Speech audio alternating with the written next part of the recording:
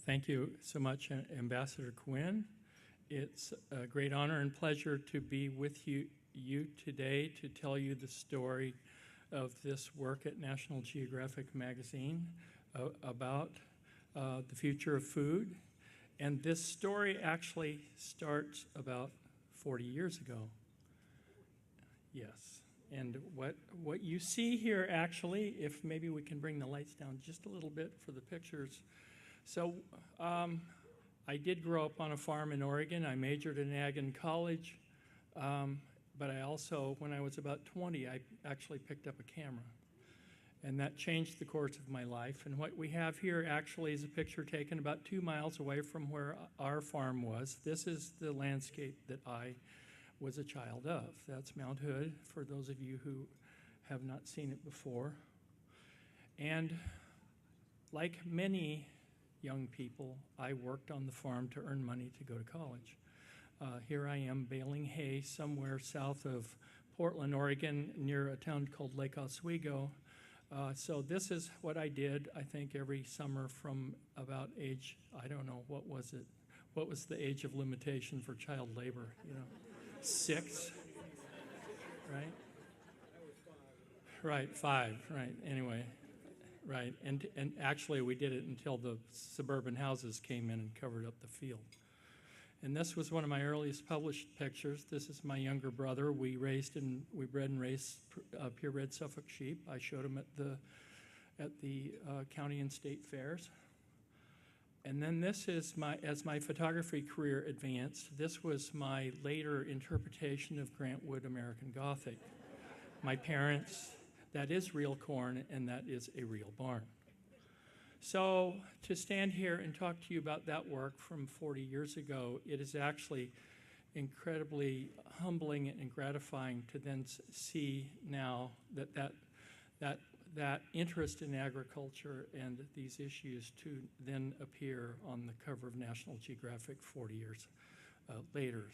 That for much of my life, agriculture has sort of been relegated to a side issue. It is wonderful to me to see it become front page, especially at National Geographic. And the purpose of my talk today really is to try to explain to you why food now.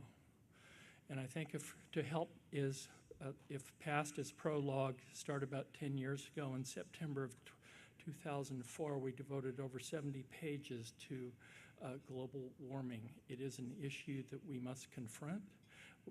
We began our discussion back then.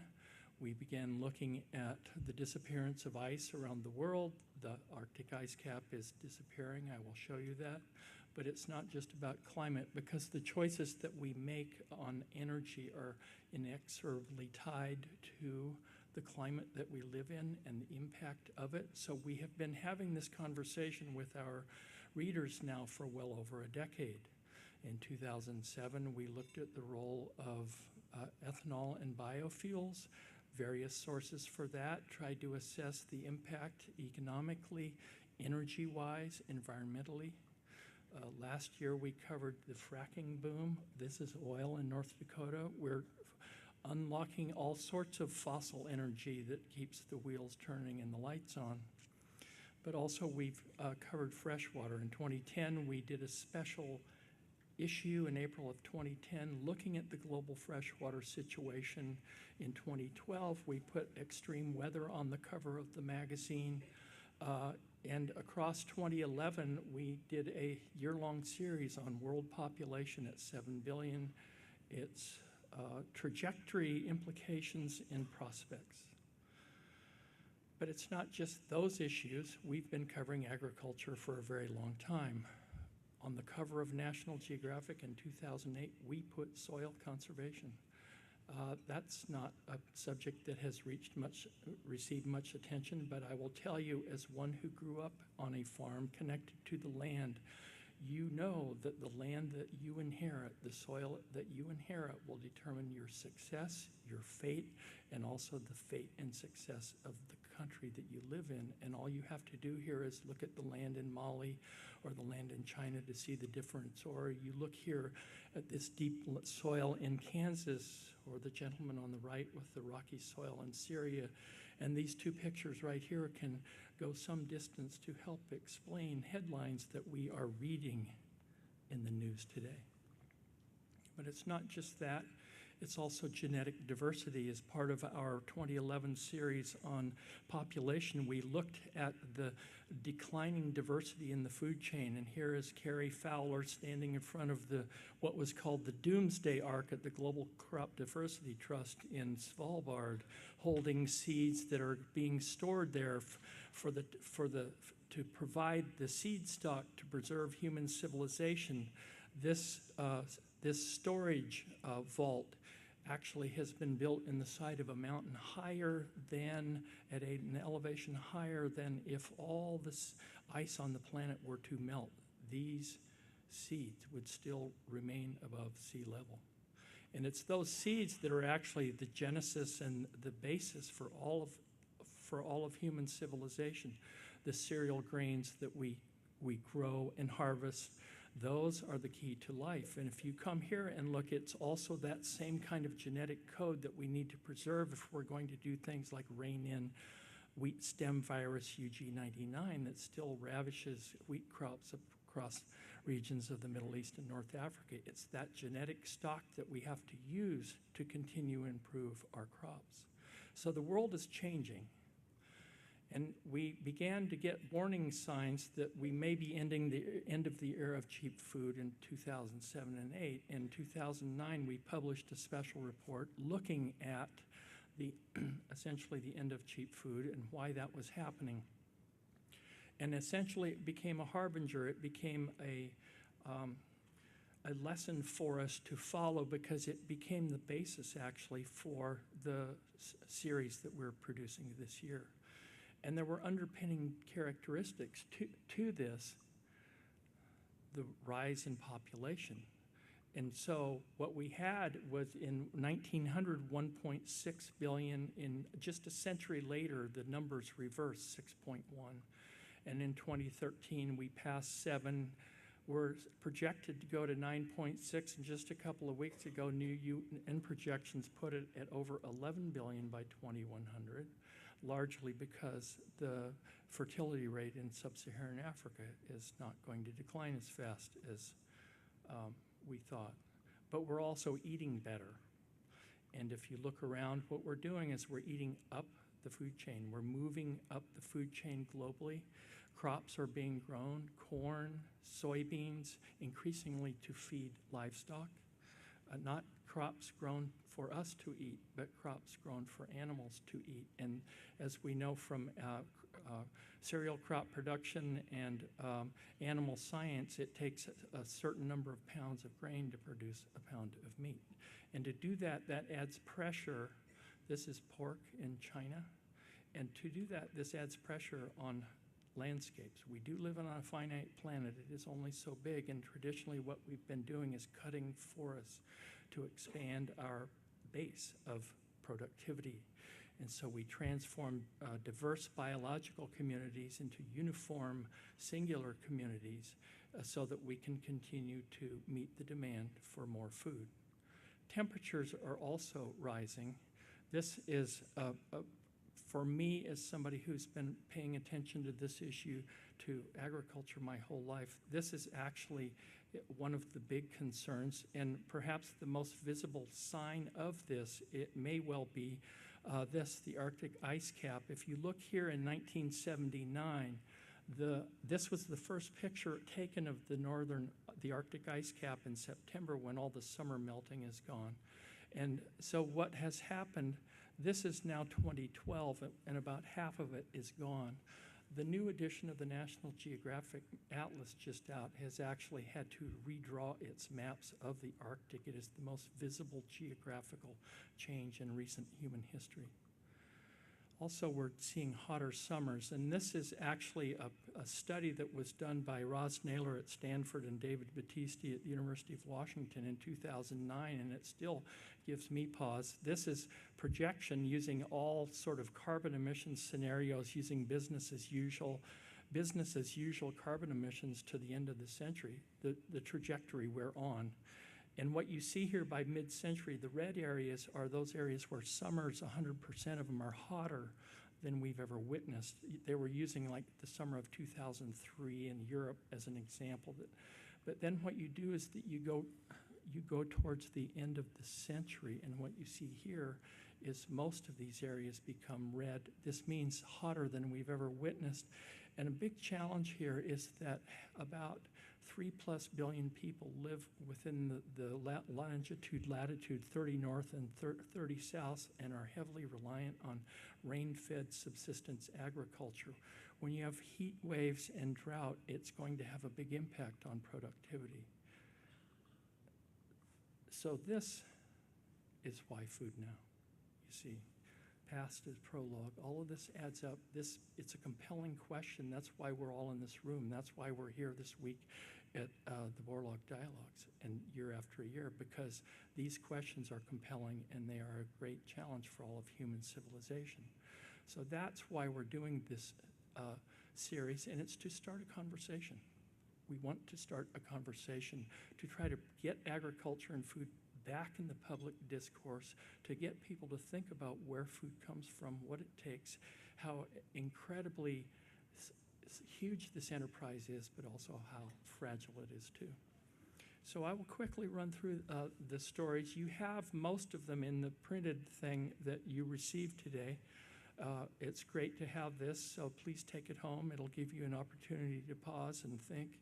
But where will we find enough food for 9 billion was our opening story in May, and it was based on a study that was done by Jonathan Foley and others at the University of Minnesota, and it was actually, to me, it was one of the most interesting, simple way to frame the questions. And it was a paper that was published in the journal Nature in 2011, Solutions for a Cultivated Planet. And those ideas were to freeze agriculture's footprint. We saw the burning forests. There is a common assumption that preservation of forests is actually a good idea, so that if we want to continue to increase agricultural production, we have to do something other than cutting more forests. Yield gaps, we've heard about it. It's like in some agricultural areas, yields are tremendous, but if you look across regions, Eastern Europe, South America, Southern Asia, there are tremendous gaps in yields in regions, and if we can improve the yields on some farms within regions, that can go a long way to helping. Using our resources more efficiently. You know, it's all those things. It's water, it's nutrients, it's trying to reduce runoff, improve, try to get a tighter adherence between what we put on and what we get out of our landscapes. Shifting diets. We've heard about this. We heard about it this morning. I think the question of, you know, how much meat is really necessary for a healthy diet. It's one thing to eat a lot, but we also know that the more we eat, the more pressure there is on water and land, on energy and resources. And another thing that we've heard about today also is this question of reducing waste. It's an incredibly challenging issue. We have an article that just went up yesterday on our own website about this. You have food loss, you have harvest loss on the production side. That's a big issue. It's also on the consumption side. So what we did was we tried to show the magnitude and the scale of this enterprise. Farms in Kansas, grain transport in Brazil, chicken farms in South America. Here is where chicken thighs are deboned, celery farming in California, trying to help people understand that food comes from places other than the grocery store. But it's also more than that. It's the people. And what we tried to do in this project is to try to introduce eaters to farmers, reconnect eaters to farmers and eaters to the landscapes. These rice farmers in Bangladesh, for example. This woman in Mali with her ground nuts. All these people are farmers. All these people are people who are growing food to sustain themselves and to sustain others like us. Here in Peru, in the mountains, these fabulous pictures were done. I worked with photographer Jim Richardson to produce this project. Jim is from Kansas. He and I have worked together on agricultural related projects at National Geographic for nearly 25 years. This portraits of farmers in Africa.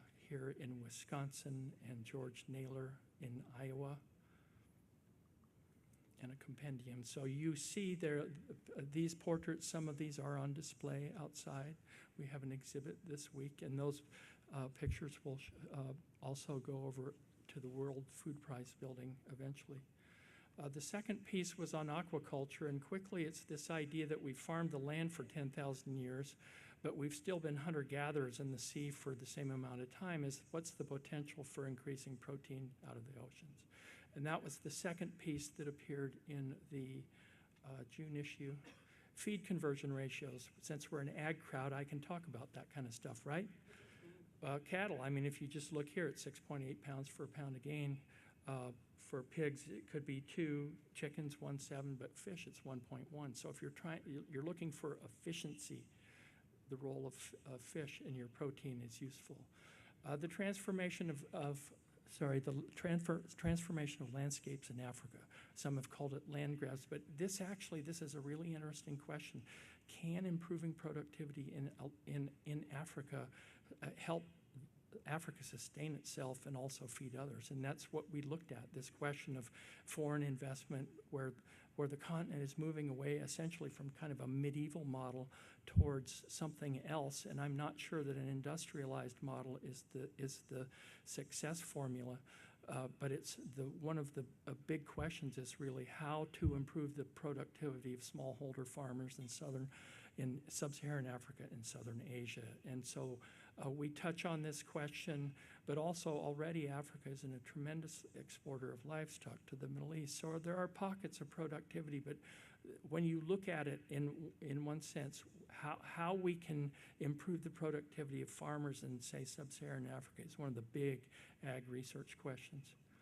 And I come to this story, the August issue, and Iowa is mentioned in this, and as we are here today as part of this summit, it is a compelling question, not just for Iowa, but it is a compelling question for the country. And, you know, the faces of the people who are hungry are not like the people who were standing in the lines during the Depression. And the issues are complex, as we all know, but to me, it's an important issue that needs to be discussed, not just here in Iowa, but also across this country. And the reasons for it are varied, and amongst them are poverty, has been said. If you can't make enough money to buy enough food, then you're in the situation of having to pay the rent, or pay energy or food. Or if you live in urban areas like in New York, for example, the cost of your rent is going to trump everything else, and you have very little left for food.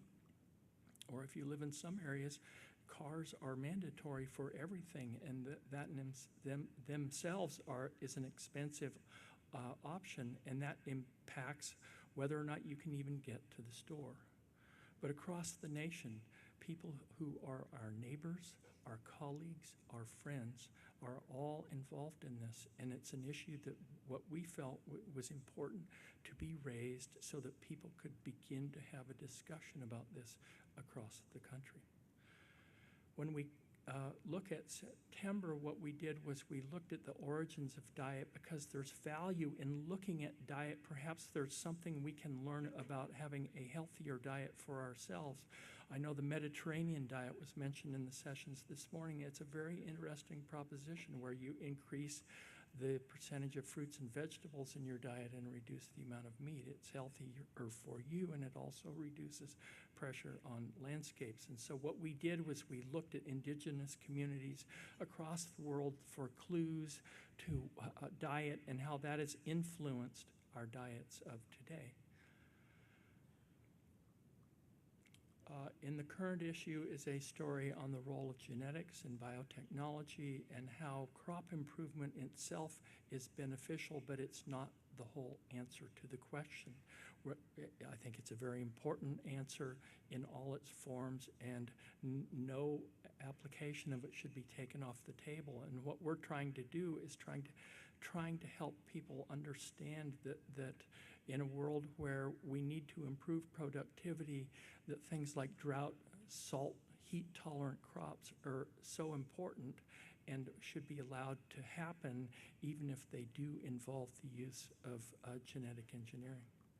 because what we're trying to do is solve problems. And so what we have here are ancient varieties of wheat. This is actually drought, flood-tolerant rice that was developed at the International Rice Research Institute. This is rice that's being studied to see if we can improve its photosynthesis ability, moving from what's called C3 to C4, which is the corn plant, to improve photosynthetic. The November issue just out has a story on the conundrum about meat. Rob Kunzig, our editor, our environment editor looked at this question, trying to assess personally how much role for meat in his own life. And so we visited Texas, where the photographs are from, where the beef industry is large, and we use that as a way to get into this story, and it's a very complex narrative. That story is not in your compilation, but it will be online starting tomorrow.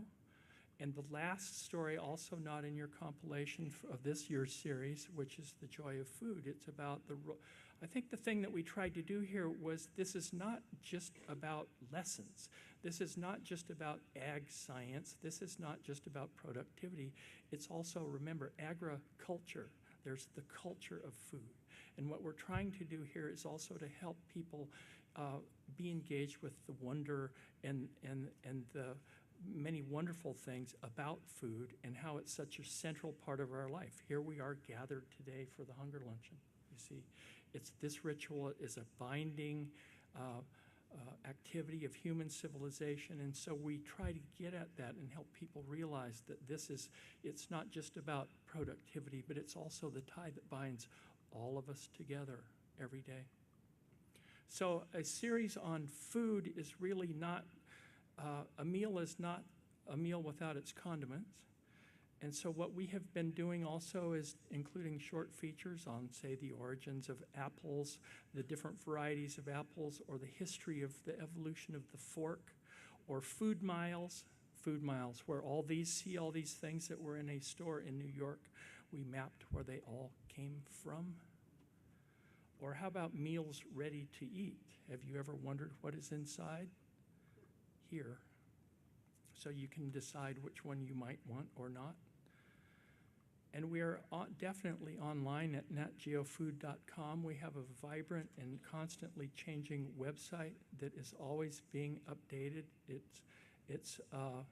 And we are continuing this project beyond this year.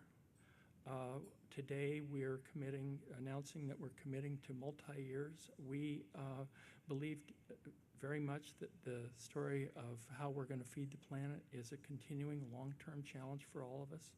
And so we want to be there and to be part of this discussion. We also have online discussion with several people who are constantly looking at food issues. And as part of this today, as you know, you've received this print compilation, and we're also we're releasing an iPad compilation free of all the stories published so far. And so we will be carrying this on in future years. I think it's probably one of the most important things we've ever done. And I will end this with this small film that we commissioned that essentially takes this whole idea and takes it to the world of social media.